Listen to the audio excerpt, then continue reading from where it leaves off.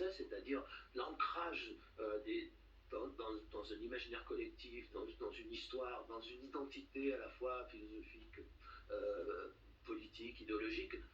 Il n'y a plus que des appareils qui ne sont pas des familles, qui ne reposent pas sur des familles politiques. Alors il y a des grandes forces politiques d'aujourd'hui, elles compensent ça parce que ce sont des entreprises unipersonnelles, c'est-à-dire qu'il y a une personne, c'est une entreprise c'est une parti qui se rassemble autour d'un leader.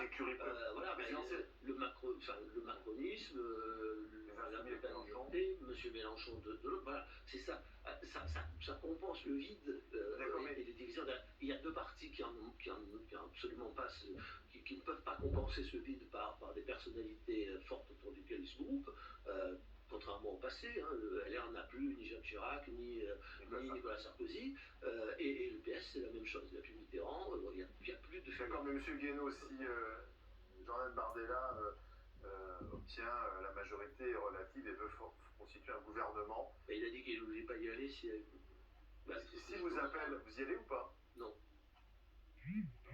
Non, enfin la question ne se pose pas. Non, mais vous refusez des offres de service.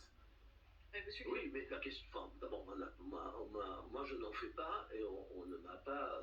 Monsieur Guénaud, par le passé, le Rassemblement national, pour les journalistes qui l'ont suivi, faisait savoir qu'ils essayaient précisément, qu'ils rêvaient en quelque sorte de vous avoir à leur côté dans l'éventualité d'une arrivée au pouvoir, en disant il fait partie de ces personnalités qui ont connu l'exercice de l'État à très haut niveau et qui peut aussi aider en quelque sorte à canaliser une arrivée au pouvoir. Est-ce que si la situation se présente, vous considérez que votre responsabilité pour éviter l'amateurisme, c'est d'y aller, ou est-ce que vous dites je resterai en dehors, quel que soit le poste, la proposition qui m'est faite?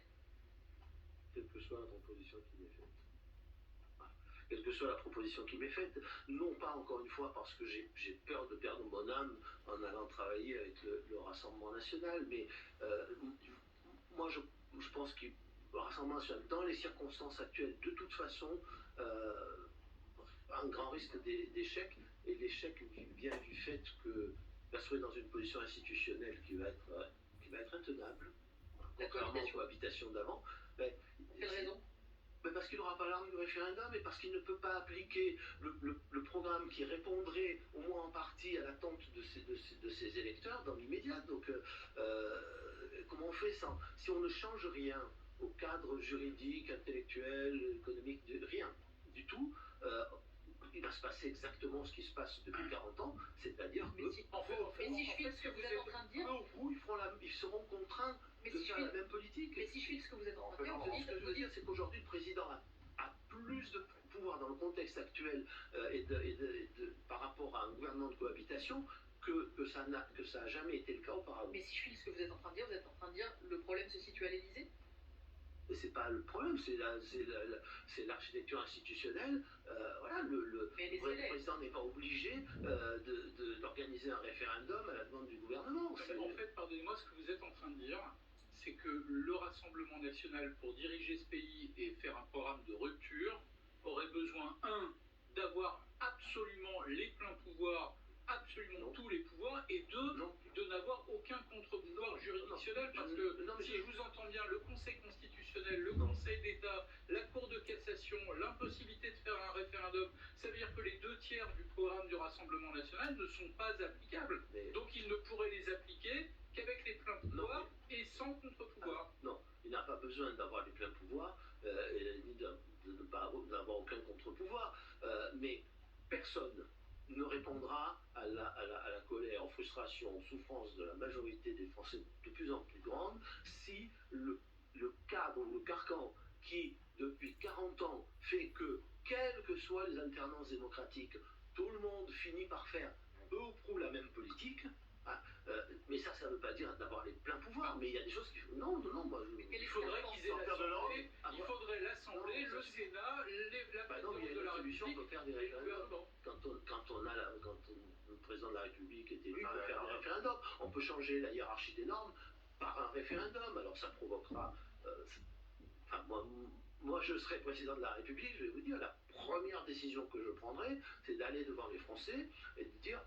voilà, vous allez trancher une question sans laquelle, sans laquelle personne ne peut gouverner autrement que la façon dont on a gouverné depuis 40 ans, quelles que soient les volontés. On rompt l'état de droit. Voilà. On change On va faire un référendum. l'état de droit. Mais on change l'état du droit. Ça ne veut pas dire qu'on rompt l'état de droit, parce que faire approuver par référendum une modification de la hiérarchie des normes, c'est-à-dire savoir si la loi française et dans quelles conditions peut être supérieure à la loi européenne ou à des traités de libre-échange, c'est pas rompre l'état de droit. Je suis désolé, c'est pas.